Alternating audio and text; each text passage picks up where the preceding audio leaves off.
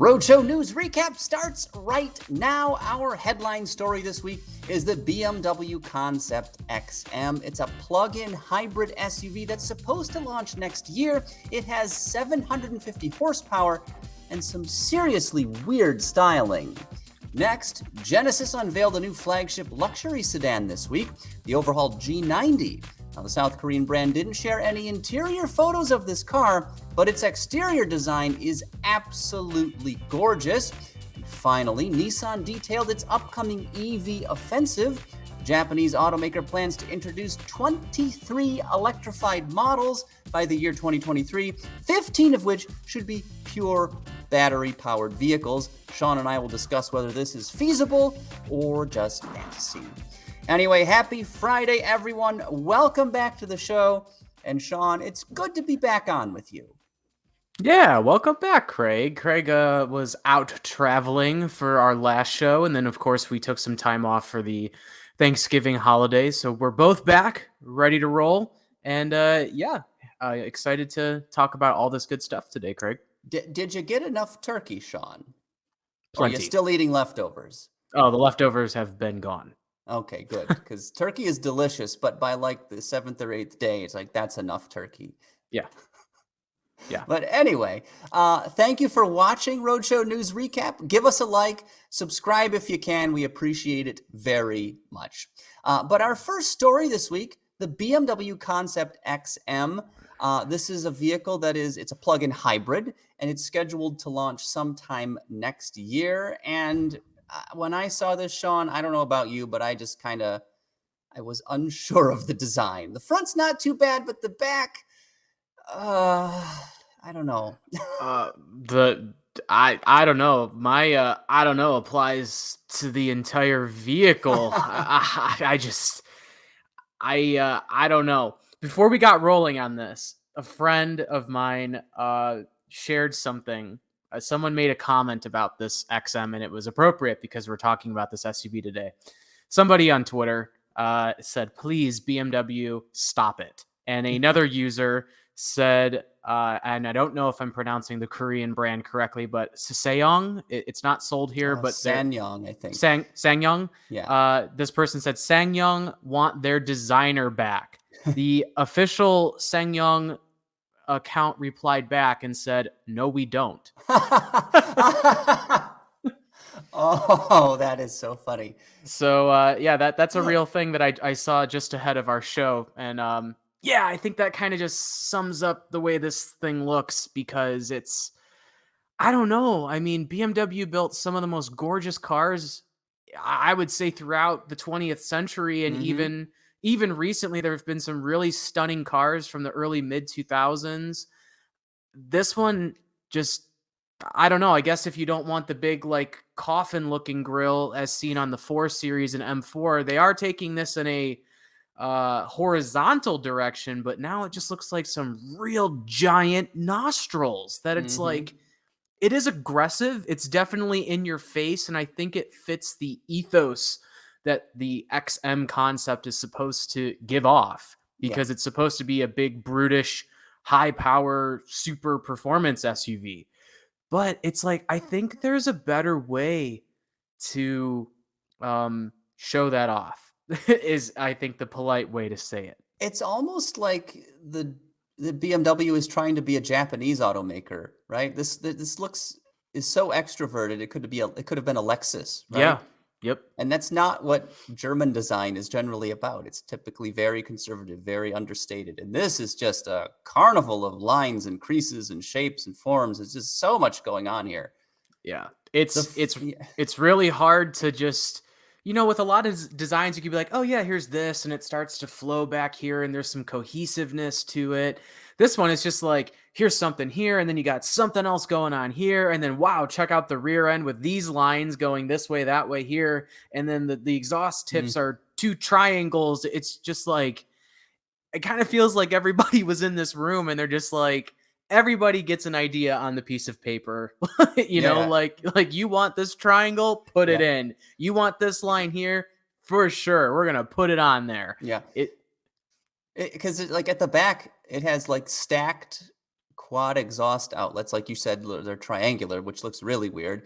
Then up on the glass at the back, there are a pair of BMW roundels for some reason. I don't know why you need two of those on the rear of the vehicle. It makes no sense. Um, I just, I guess what they're trying to do with this is make it like a coupe version of the X7, but I don't get it. Why it just looks so weird. There's just no need for this. It's Yeah, I kind of wonder if this is something a little bit more geared towards Chinese car buyers. Something about this feels very Asian to me, like mhm. the concept looks, and that's not a bad thing. You know, automakers are in a global business, and China is the world's largest auto market, not the U.S., not Europe, not Japan. You know, so they're trying to cater to lots of different cohorts of people.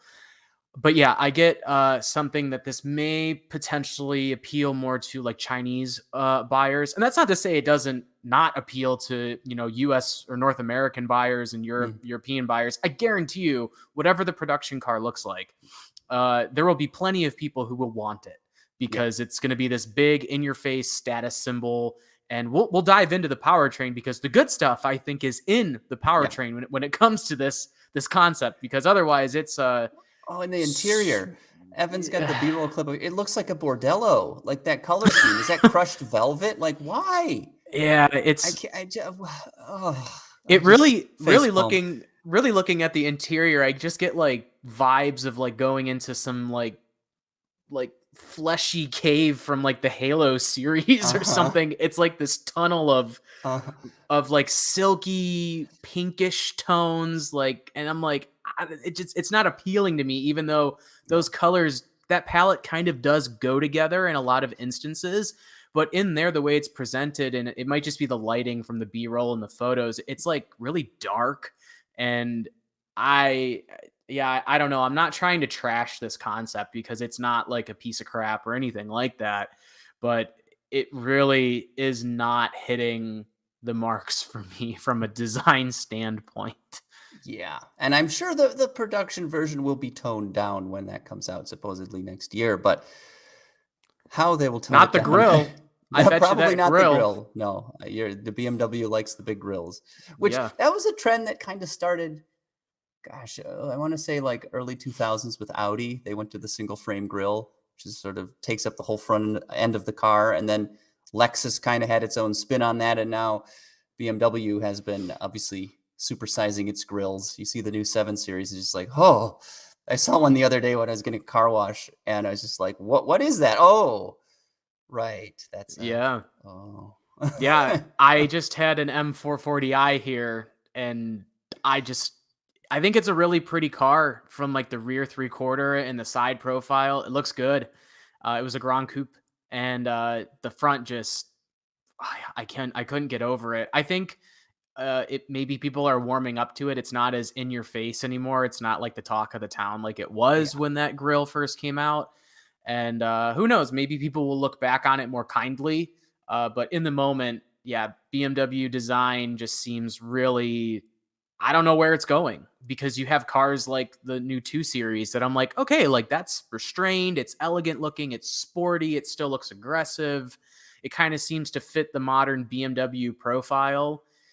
And then you get something like the XM concept, and Mhm. it's just kind of a head scratcher to be like, how can you be ping ponging in so many directions? I don't know. It's very Yeah. interesting.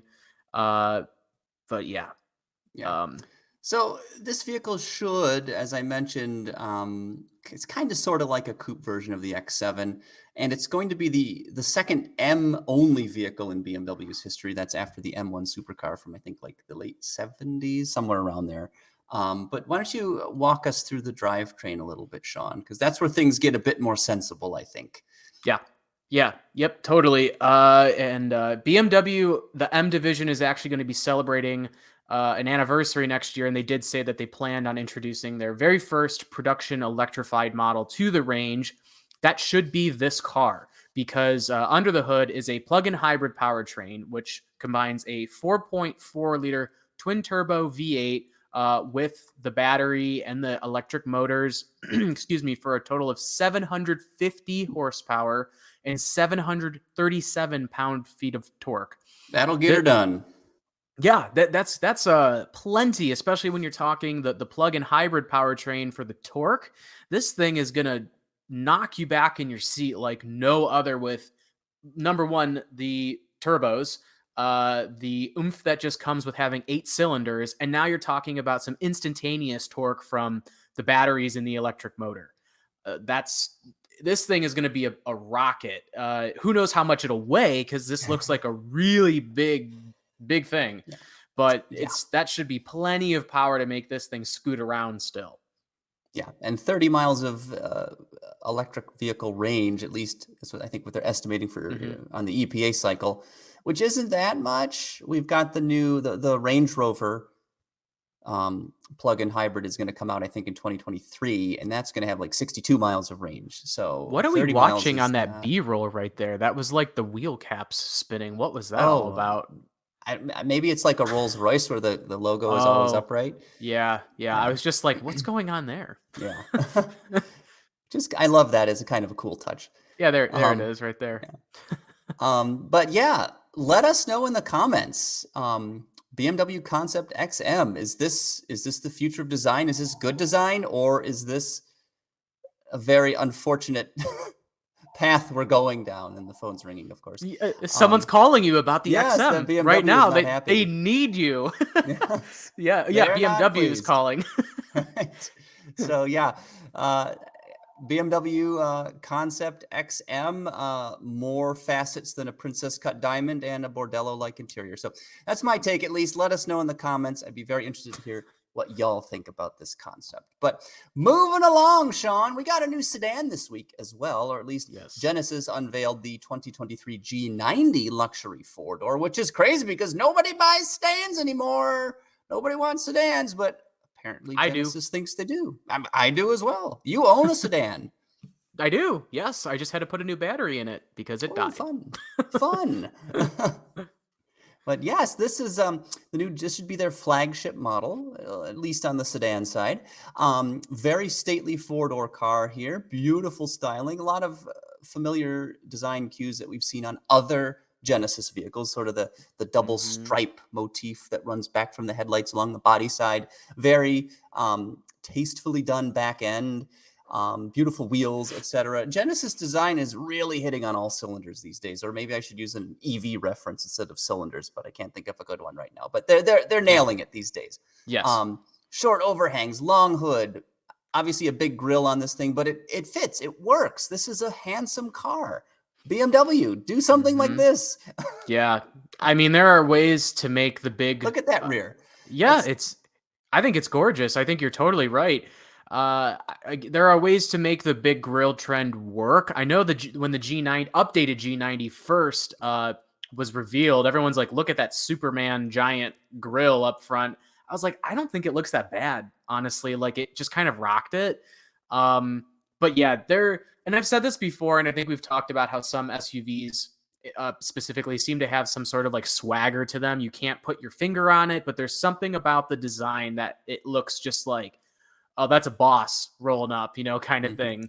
This design has it, in my opinion. Not so much the G90 that we have right now, but this one specifically. And I haven't looked at both side by side super closely to see like what really changed to make that happen. But something about the shape going on here, it looks very stately. It looks like you're getting picked up from an airport and you are a VIP going somewhere very important. It just exudes what it should for a flagship full-size luxury sedan. Yeah. I think if you want people to buy more sedans, you have to make them cool. Like you have to make them have presence on the street. You have to imagine you could get like a Rolls-Royce Phantom for the price of like an F-150 Lariat or something. How awesome would that be? And I'm not saying I wouldn't expect Rolls-Royce levels of luxury at that price, but a car with that presence, a car of that size, I think that could sell. I 100% agree. There was there was years and years ago, there was an op-ed, and I wish I could remember the author, so I'm not trying to steal anyone's words or ideas or anything like that. But it was basically like, if sedans are dying in favor of SUVs, then like why don't automakers just go all in and make them, to your point, Craig, expressive, really cool, take some risks and see what happens? Because like, sedan sales aren't growing exponentially any longer. And I think really the only brands we've seen do that are from Hyundai Motor, Genesis, Hyundai, and Kia. The Kia K5, the Hyundai Sonata, and the Genesis sedans. Those are some of the most expressive looking vehicles that definitely don't really look like anything else on the road. And I think that works because people see that and they're just like, oh, that looks different and cool. Like, you can definitely go get a Camry, but boy, that's looked basically the same for like, 15 years with the general kind of design going on there. Where if you looked at a 2009 Hyundai Sonata versus the new one, you'd be hard pressed for an average person to think it's the same car. Yeah, exactly. So new G90, beautiful styling. They did not show any photos of the interior, unfortunately, but if recent Genesis, vehicles are any indication, it will be stunning. They've done some amazing work with the GV80 and the GV70.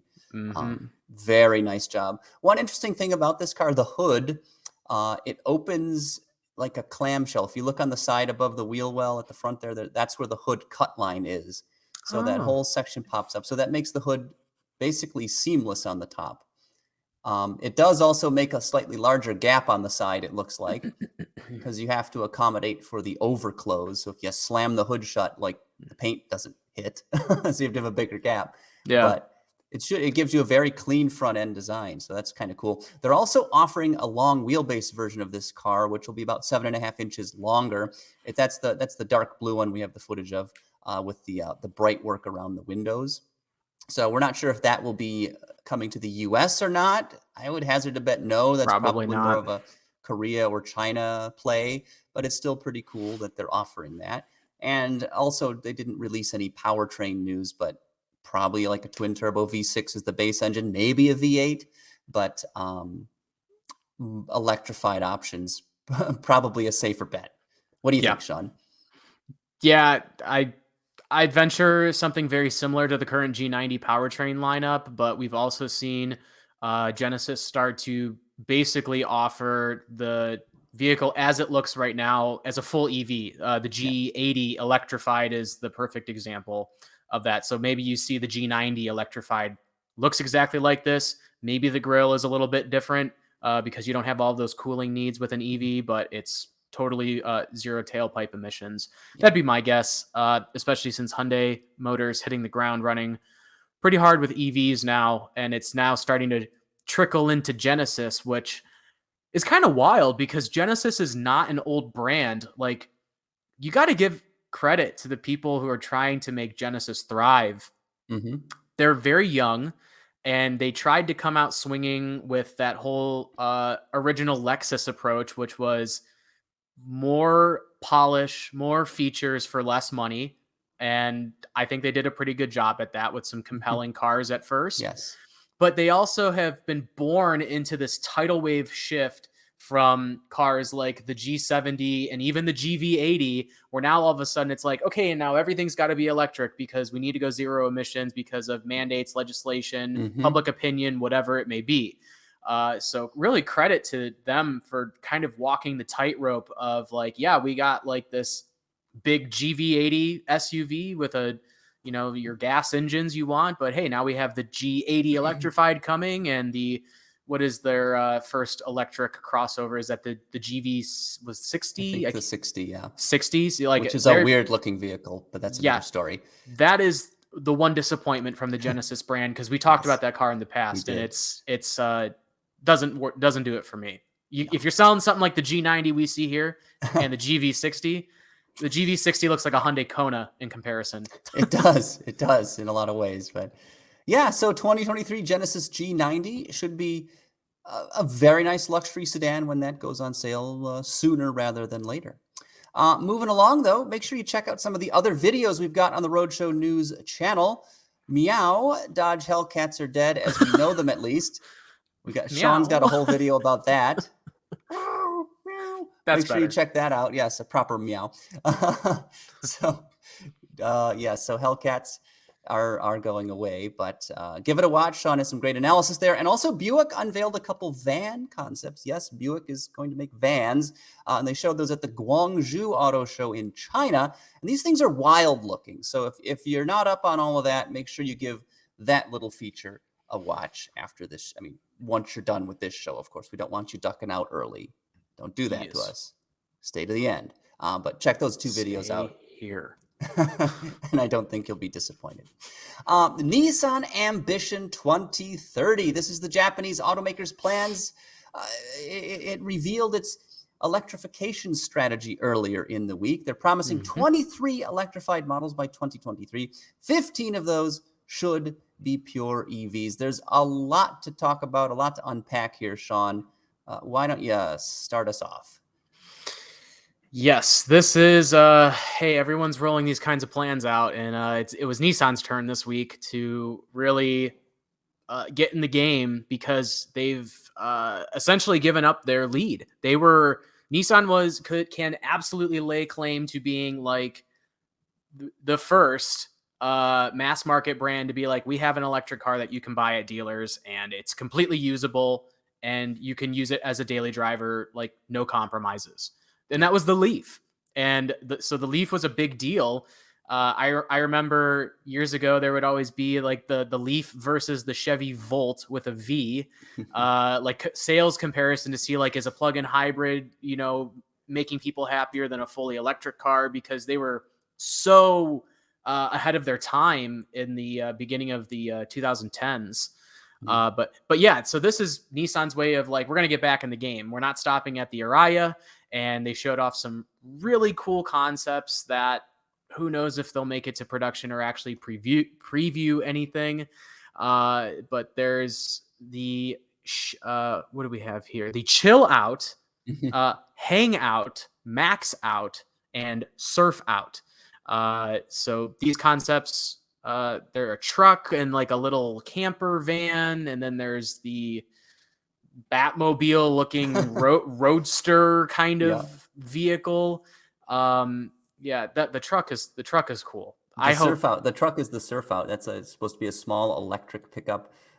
It's got an open cab if you see at the back there. Oh yeah, there's no like back wall. It reminds me of a very bad idea. It reminds me of a Chevy Love, is what LUV or however you want to pronounce it. But so this was really Nissan's way of being like, yeah, we're still here. And a big part of this is solid state batteries. Is Nissan's banking to have these solid state batteries, which is really like the holy grail of battery technology, because you can pack more energy into them, get crazy long ranges, you can charge them super quickly, but no one knows how to build them, and no one knows how to build them at scale at that. So they're really kind of this, I don't want to say pie in the sky thing, because I'm sure it will happen, but it's something that so many automakers and companies are chasing.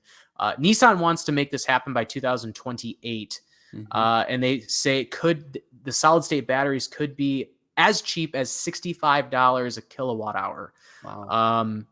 Which would be incredible. And you're talking, you need price parity for an EV versus an internal combustion engine powered car. I mean, you're getting really close, if not there, at that price point with a solid state battery at that, not a lithium ion battery. True. If you're at $65 for a solid state battery, then a lithium ion could be like, I don't know, 15 a kilowatt hour. Like, who knows? Yeah.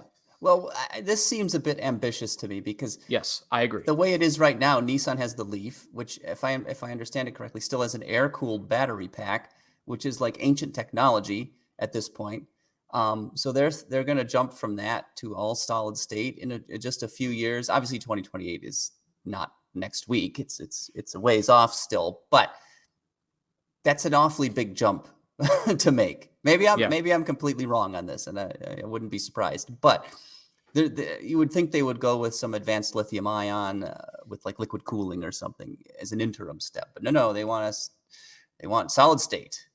I say good luck to you, but someone's going to crack it eventually. I mean, you have basically every major automaker says that they have investments somewhere. They're working on it internally. There are joint ventures cropping up. between automakers and, specialized companies looking at solid state technology. So it's definitely going to happen. Again, it's like everyone has the recipe, but no one has the tools or the equipment to bake it or cook it, kind of thing. No one just knows how to make this solid state tech into something commercially viable and built at scale right now, because it's just never been done. And I'm sure some bright minds, if it's Nissan, if it's, I don't know, anybody else, they'll figure it out. But whoever's first, they could be in a very pretty position as the industry continues to turn to electric vehicles to reduce emissions. About this B-roll. Is that a tub of popcorn between the seats in that clip? I think that's the chill out, the subcompact crossover. Is that popcorn? Is that ice cream? What is that? And if it is popcorn, did they pop it in the vehicle? Or did they go to the theater and buy it? Well, if these two individuals are chilling out in the Midwest, it looks like a bucket of ranch dressing to me. It looks a little blobbish from the illustration. Like, what the hell is that? And where did you get it? Where did it come from? We want answers, Nissan. It's a pint of ice cream, I guess. But another philosophical question. So they showed these, we're calling them concept models. There isn't an actual, there's no physical vehicle for any of these that they've shown. They're all just renderings. Yeah. Is that a concept or not? Yeah, I don't know. I guess we often just kind of toss that into, I mean, at the end of the day, a concept is an idea. It doesn't have to be something in the metal shown in person, I guess. But I think typically there's an understanding that if you show something like this, then you plan to do something with the design or the vehicle. If anything, I think if you don't see physical versions of these concepts, perhaps some of the design from like the lighting signatures and stuff, or that fascia rear or front influences future EVs to come from Nissan. I mean, I know this is an electrified strategy, which means they're not talking about all EVs. But if they're saying 15 of them will be purely electric, that's a lot of EVs on the way. So I would think something we're seeing here will be part of the production plan. That's my take on it. I don't know why you'd go through the trouble of all of this and then just being like, yeah, that was that. And now here's the production cars that take nothing from what we showed you. Yeah. And what you're seeing right now is the Max Out concept, which is their little roadster. I don't know if you can tell in the footage, there's sort of the seating positions are sort of asymmetrical. The driver is a little bit further forward than the passenger, so the passenger can have like more legroom, I guess. But a very sweet looking car. This is your least favorite, really? Yeah. I love the taillight design and the front end design.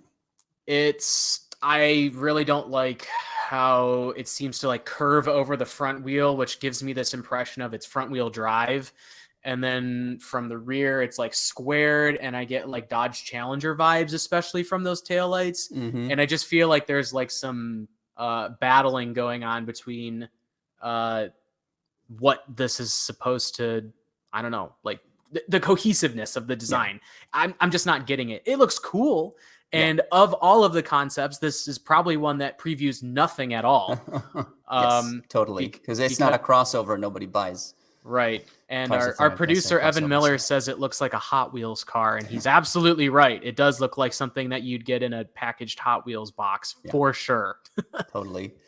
But is any of this feasible? Like, Nissan is not leading in the EV space right now. Obviously, they're previewing their plans. They're making a huge investment, billions of dollars to bring these electrified and these pure EV models out. But so is literally every other automaker at this point. Like, is it too little, too late for Nissan? Like, because they've had some corporate problems, obviously, over the last few years.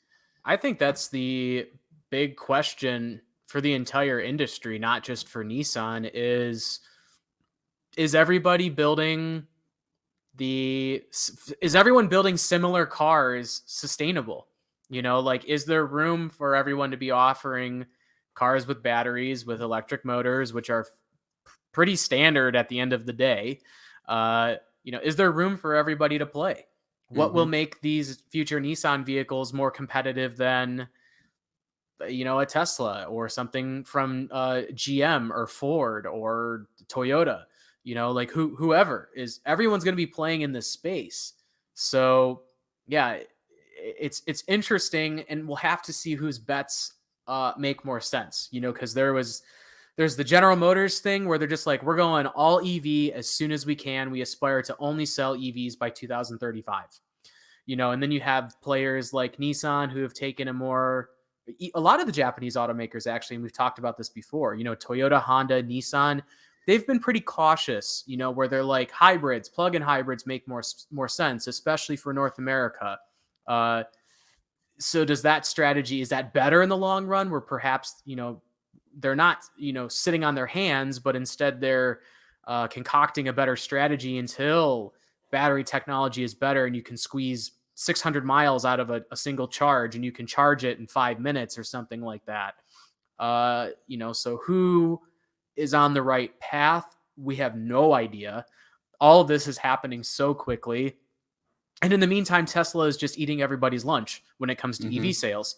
And everyone wants to be like the number 2 EV automaker, or number 3, because it's going to take a lot more to dethrone Tesla. Yeah, absolutely. Yes, but that's about all we had for Nissan.